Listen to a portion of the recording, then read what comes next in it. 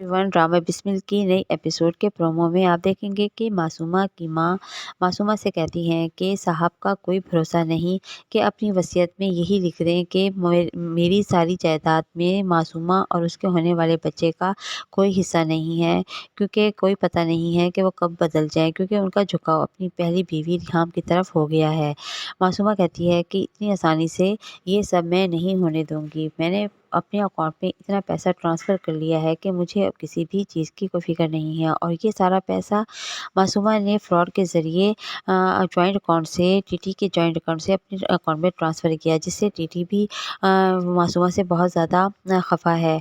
दूसरी तरफ जब मासूमा ज़ुहैब से होटल में मिलने के लिए जाती है और एक साथ खाना खा रहे होते हैं, तो ज़ुहैब मासूमा से कहता है कि मासूमा, तुम्हें अपने कदम यहाँ पर मज़बूत करने चाहिए।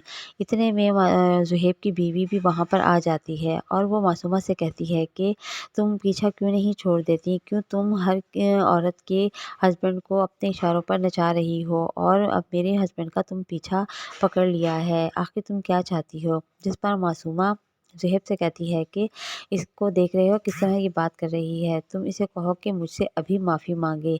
दूसरी तरफ जब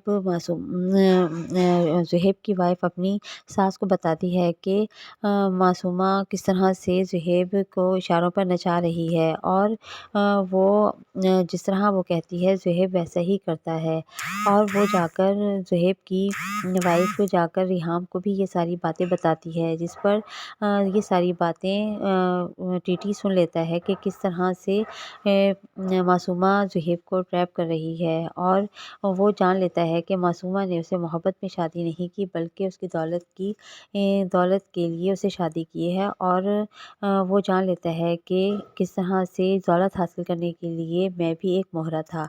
और ज़ुहैब की वाइफ़ अपनी सास को भी बताती है कि वो किस तरह से ज़ुहैब को ट्रैप कर रही है और वो उसका पीछा नहीं छोड़ रही।